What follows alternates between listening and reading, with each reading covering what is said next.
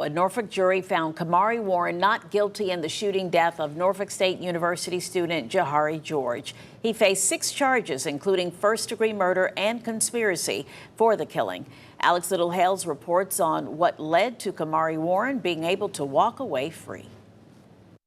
An emotional day in court today as a judge reading 6 not guilty verdicts, allowing Camari Warren to walk out of the Norfolk courthouse without a conviction. What the jury essentially decided is that Camari Warren was not the, quote, quarterback or the orchestrator of the shooting death that killed Jahari George in 2023 at Norfolk State University.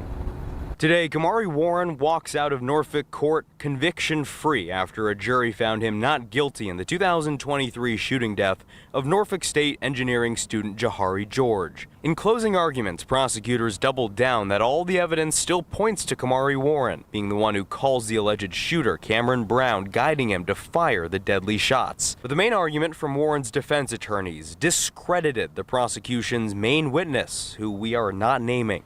What he wanted to get out of the case, and therefore he was going to do what he needed to do and say what he needed to do. But number 2 is, even if you believed what he said that he attributed to Camari wasn't sufficient under the law. Warren's defense attorneys say the witness testimony could not be trusted because he's a motivated party who was there that night of the shooting, and there is a motivation and therefore doubt to pass the burden of the crime on to Warren. What we disputed was that, they claimed that Camari made the phone call, and the records absolutely said that there was an incoming phone call from Mr. Brown, which I thought was significant because it's not Camari reaching out to him to tell him to do anything about this car. Camari Warren was never accused of being the man to pull the trigger, but rather the orchestrator. He now walks away conviction-free. The man who shot and killed George, Cameron Brown, will face a jury this October. In Norfolk, I'm Alex Littlehales for 13 News Now.